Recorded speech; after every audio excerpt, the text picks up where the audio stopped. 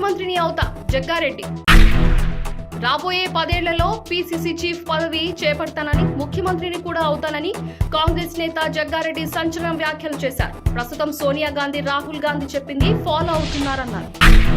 తనకు అటెండర్ పదవి ఇచ్చినా చేస్తానని చెప్పారు. పీసీసీ పదవైనా చర్చ జరుగుతున్న నేపథ్యంలో ఆ పదవి ఎవరికి ఇచ్చినా తనకు అభ్యంతరం లేదన్నారు.